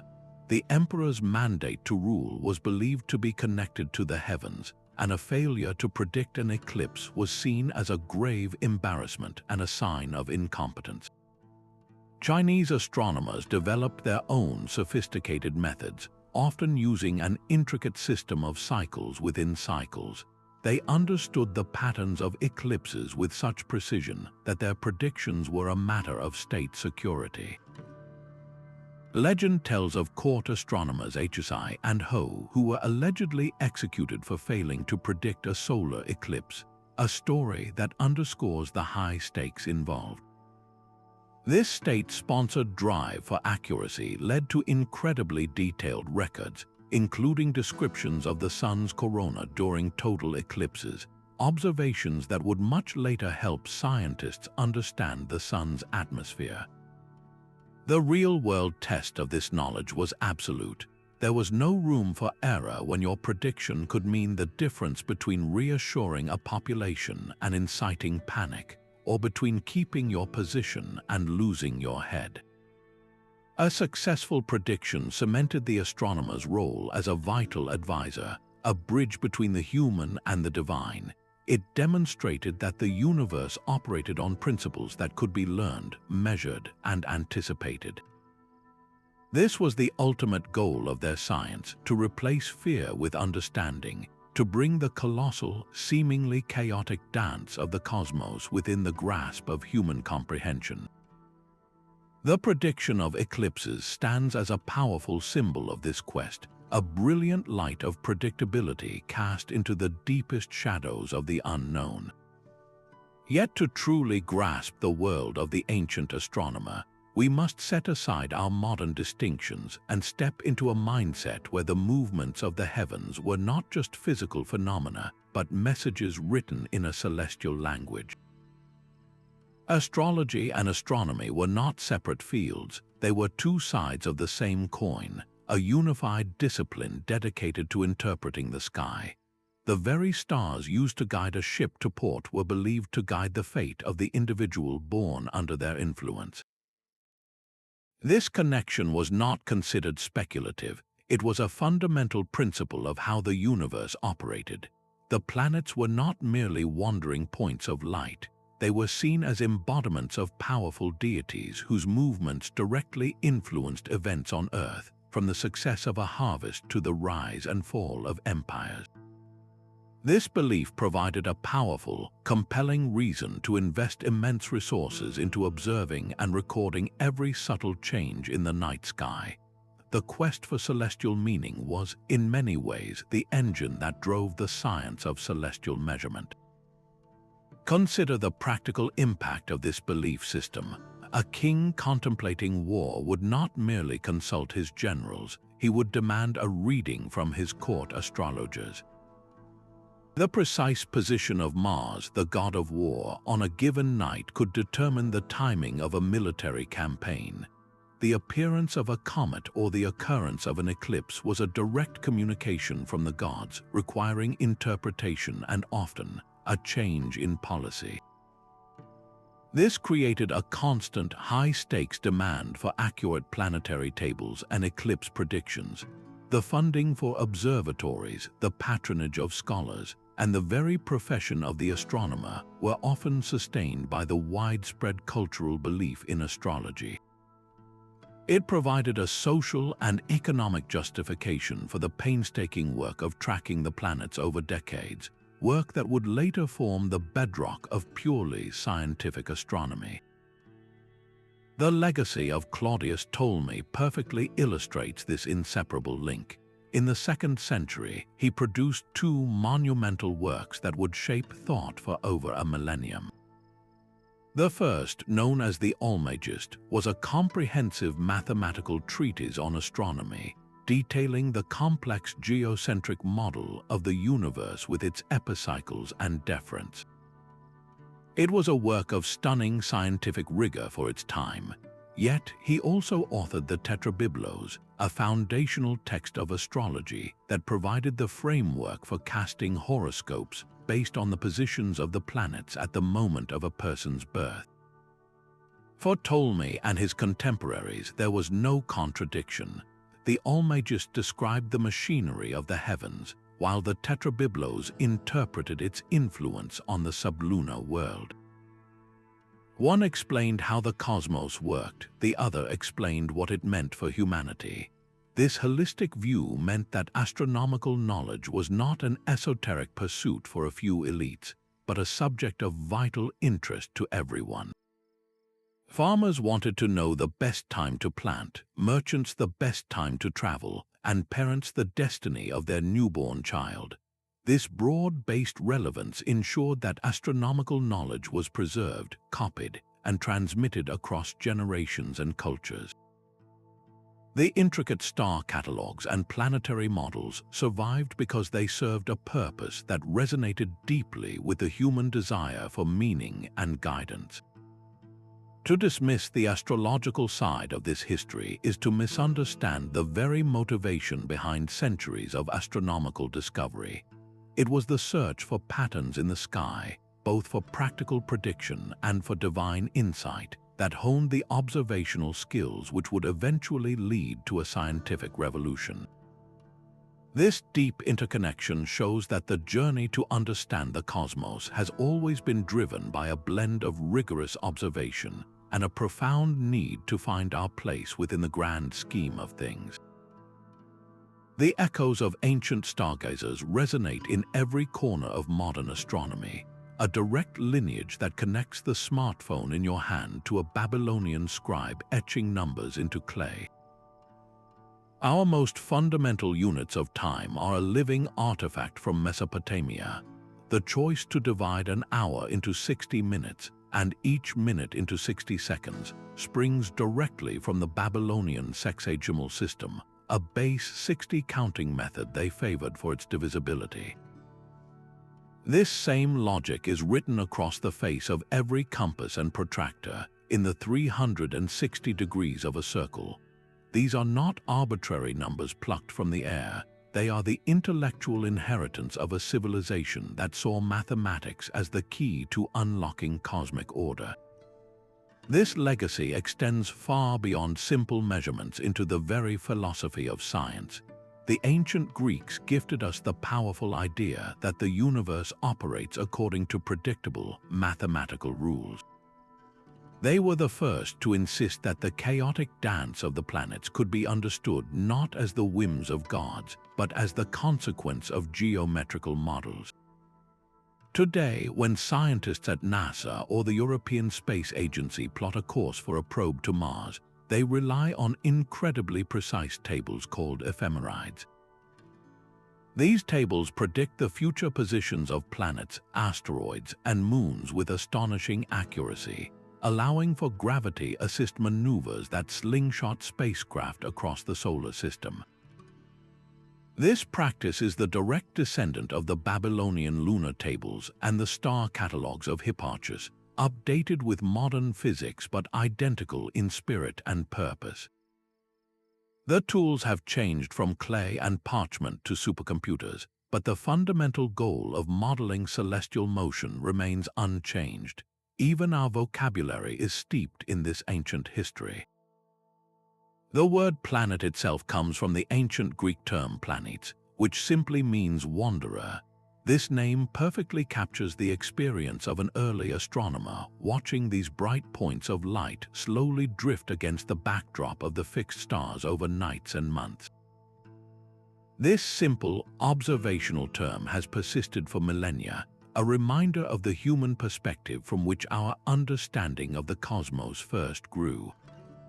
More importantly, the core methodology established by these pioneers, meticulous observation, relentless data recording, and the construction of testable models, is the bedrock of the entire scientific method.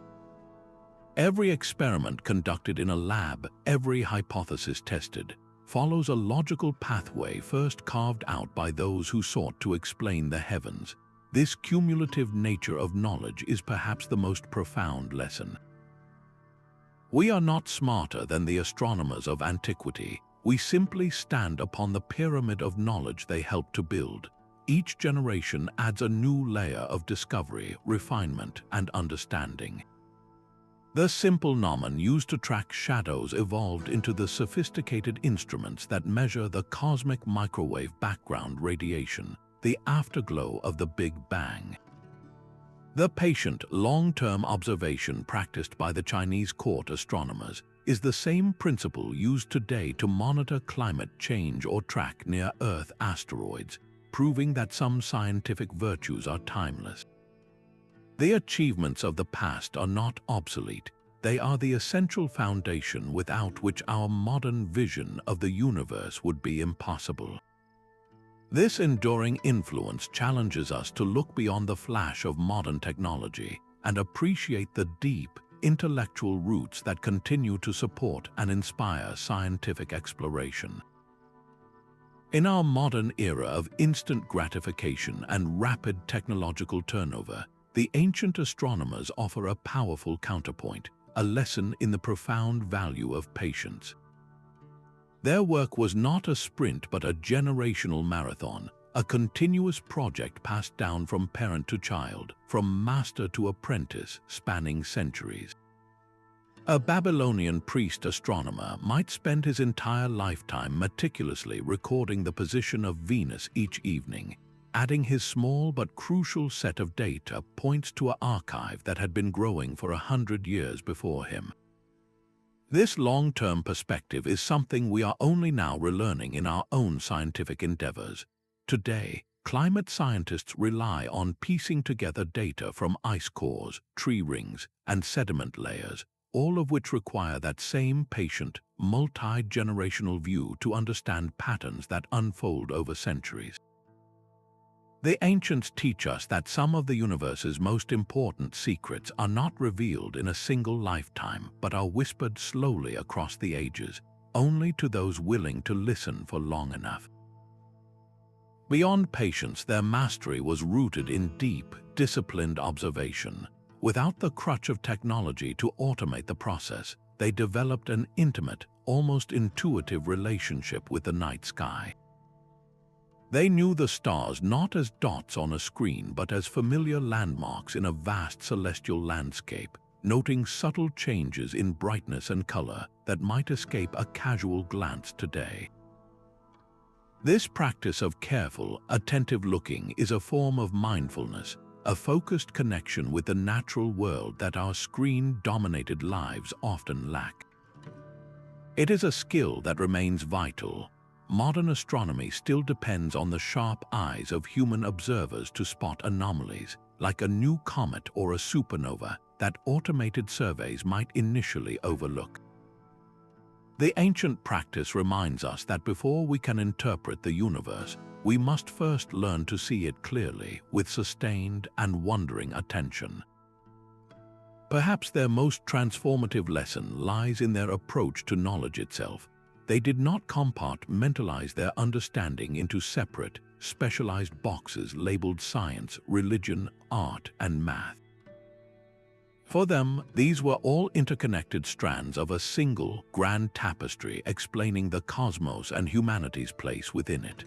A Mayan astronomer calculating the Venus cycle was simultaneously a mathematician, a priest honoring the god Kukulkan, and a storyteller weaving celestial events into the cultural narrative. This interdisciplinary thinking allowed for a richness of insight that pure specialization can sometimes miss. It fostered innovation at the boundaries between fields, much like how the blend of astronomy and geometry led Eratosthenes to measure the Earth. In our own time, the most groundbreaking discoveries often occur at these same intersections, where biology meets computing or where physics informs philosophy. The ancients demonstrate that wisdom flourishes when we refuse to build walls between different ways of knowing. This holistic world, you cultivated a profound sense of connection and meaning. The stars were not distant, impersonal objects, but were intimately woven into the fabric of daily life, governing agriculture, guiding navigation, and inspiring mythology. This infused their scientific pursuit with a sense of wonder and purpose that transcended mere data collection. It was a science of the human experience as much as of the heavens. In our pursuit of efficiency and specialization, we can sometimes lose that sense of cosmic wonder, that feeling of being part of a vast, mysterious, and beautiful universe. Reconnecting with that ancient perspective can rekindle the curiosity and passion that drive true innovation, reminding us that science is not just a profession, but a fundamental expression of human curiosity about our home in the cosmos.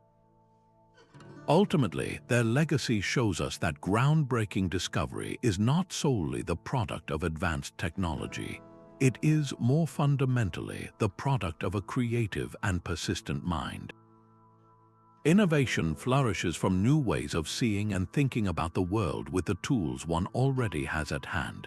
The ancient astronomers took simple, everyday things, a stick, a shadow, a length of cord, a clear night sky, and used them to measure the universe. They prove that the most powerful instrument in any scientific endeavor is the human capacity for curiosity, creativity, and long-term dedication. Embracing their mindset of patient observation and connected thinking could very well provide the key to unlocking the next great breakthroughs in our own time, breakthroughs that may require us to look at old problems in brilliantly new or perhaps ancient ways. For all the brilliant insights we have uncovered about ancient stargazers, the past holds tight to some of its most compelling secrets.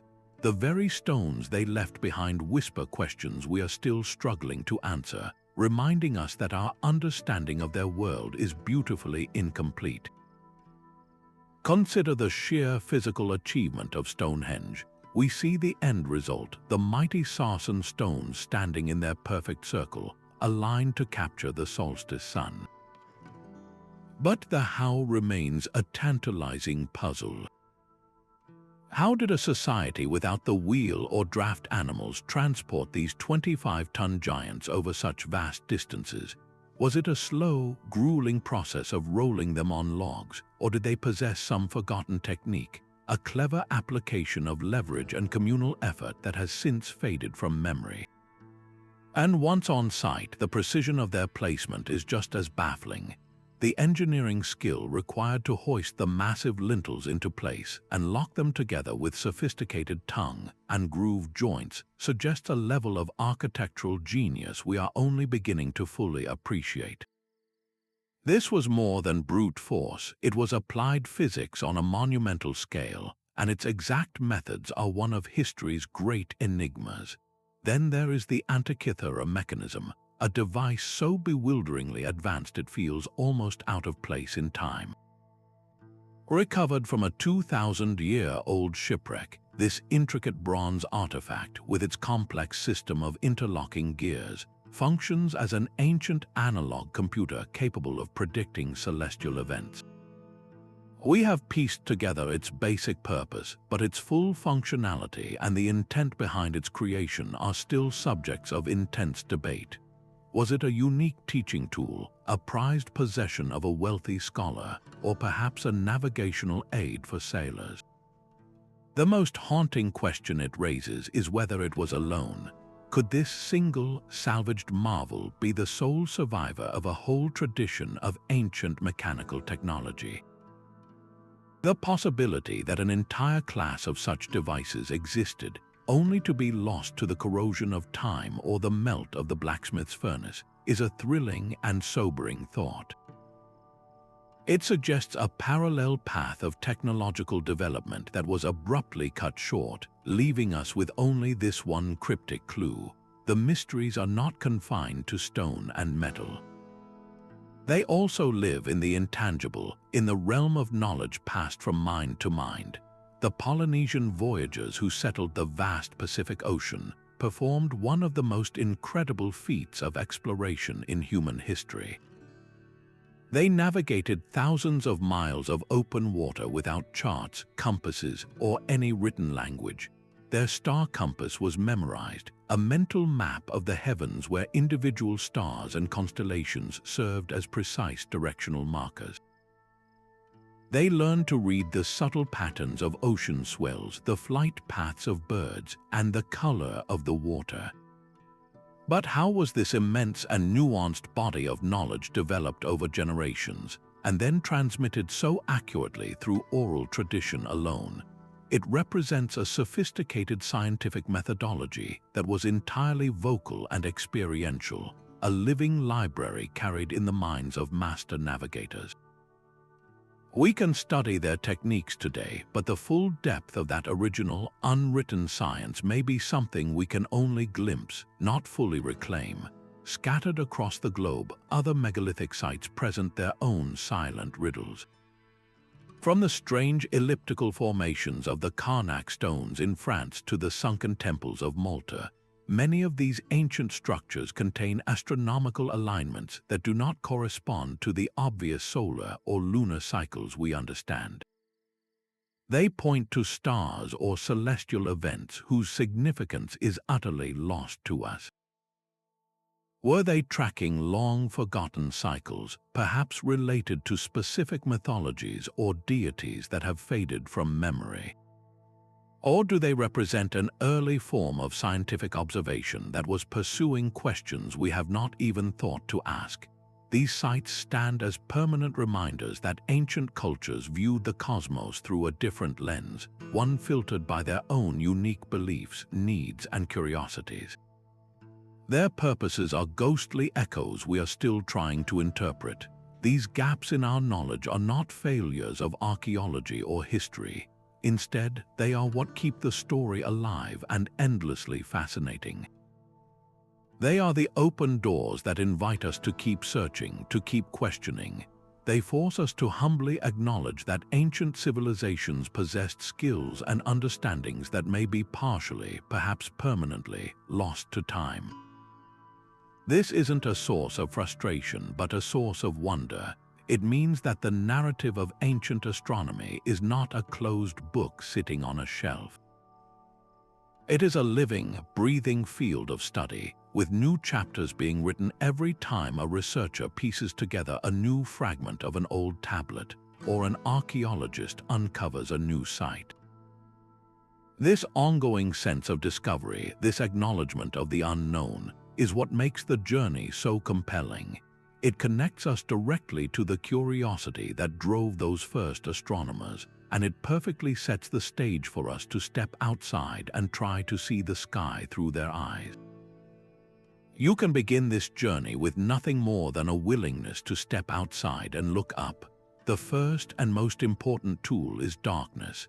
Find a place away from the glare of streetlights and screens, perhaps a backyard or a local park. Allow your eyes at least 20 minutes to fully adjust to the low light. This patience is your first act of ancient observation, letting your vision attune to the subtle details of the night. Do not expect instant wonders. The sky reveals its secrets slowly to those who are willing to wait. Start with something simple and constant, like the moon. Follow its journey over several nights. Notice how its phase changes from a thin crescent to a brilliant full disk and back again. Track its position along the horizon.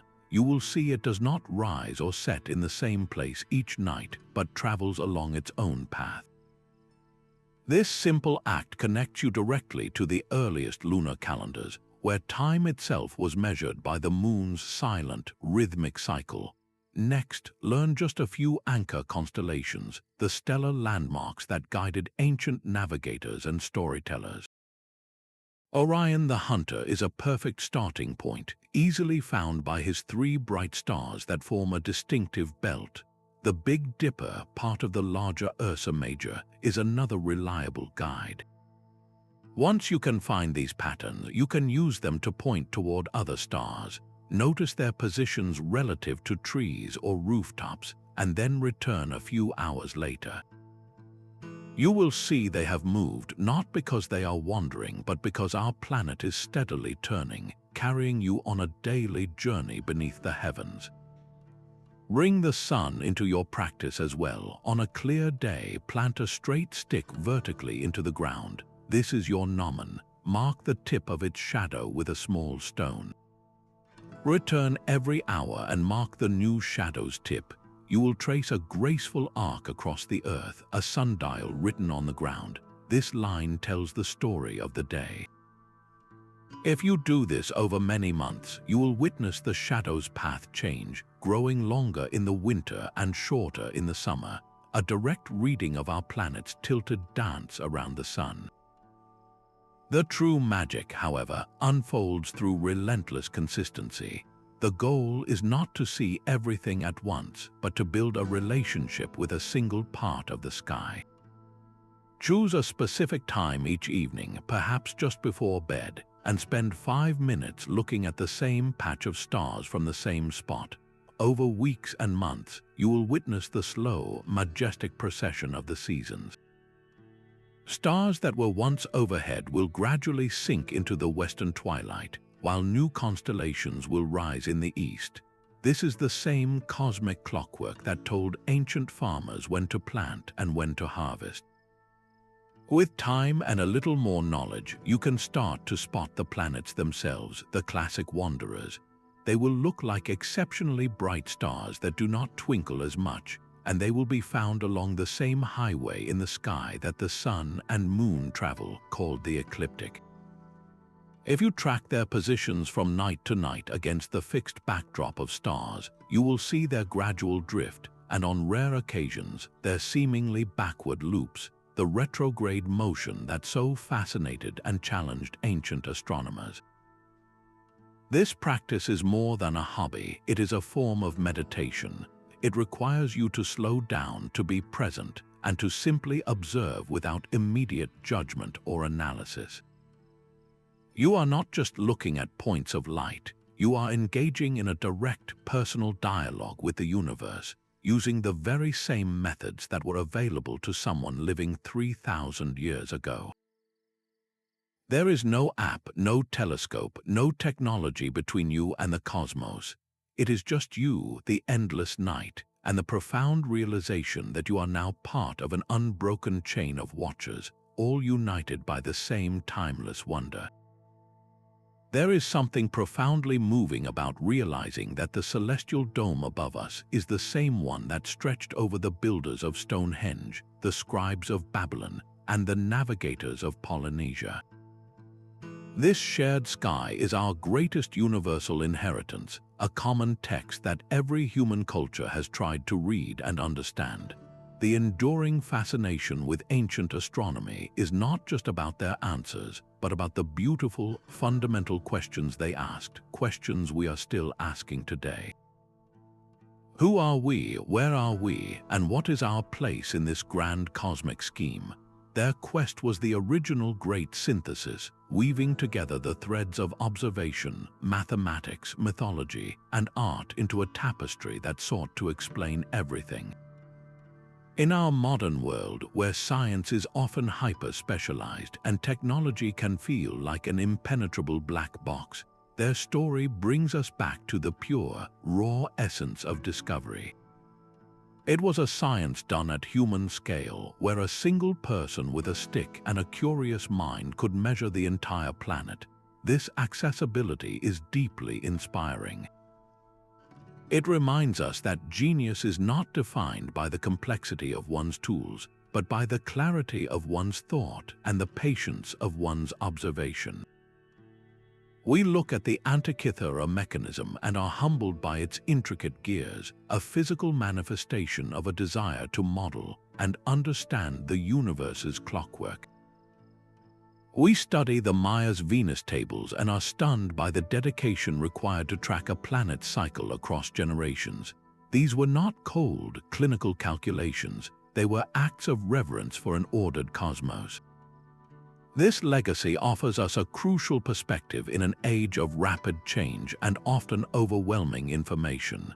It teaches us the immense value of long-term thinking, of preserving knowledge across centuries, and of looking beyond our own lifespans to see the larger patterns of time. The ancient astronomers invite us to slow down, to be present, and to simply look up with wonder. Their story is ultimately a human story, one of incredible perseverance, creativity, and the unshakable belief that the universe, in all its vastness, is ultimately knowable. That is a legacy of hope that continues to shine as brightly as any star, connecting every curious gaze from the past to every wondering look upward today. There is something profoundly moving about realizing that the celestial dome above us is the same one that stretched over the builders of Stonehenge, the scribes of Babylon, and the navigators of Polynesia. This shared sky is our greatest universal inheritance, a common text that every human culture has tried to read and understand. The enduring fascination with ancient astronomy is not just about their answers, but about the beautiful, fundamental questions they asked, questions we are still asking today. Who are we, where are we, and what is our place in this grand cosmic scheme? Their quest was the original great synthesis, weaving together the threads of observation, mathematics, mythology, and art into a tapestry that sought to explain everything. In our modern world, where science is often hyper-specialized and technology can feel like an impenetrable black box, their story brings us back to the pure, raw essence of discovery. It was a science done at human scale, where a single person with a stick and a curious mind could measure the entire planet. This accessibility is deeply inspiring. It reminds us that genius is not defined by the complexity of one's tools, but by the clarity of one's thought and the patience of one's observation. We look at the Antikythera Mechanism and are humbled by its intricate gears, a physical manifestation of a desire to model and understand the universe's clockwork. We study the Maya's Venus tables and are stunned by the dedication required to track a planet's cycle across generations. These were not cold, clinical calculations, they were acts of reverence for an ordered cosmos. This legacy offers us a crucial perspective in an age of rapid change and often overwhelming information. It teaches us the immense value of long-term thinking, of preserving knowledge across centuries, and of looking beyond our own lifespans to see the larger patterns of time. The ancient astronomers invite us to slow down, to be present, and to simply look up with wonder. Their story is ultimately a human story, one of incredible perseverance, creativity,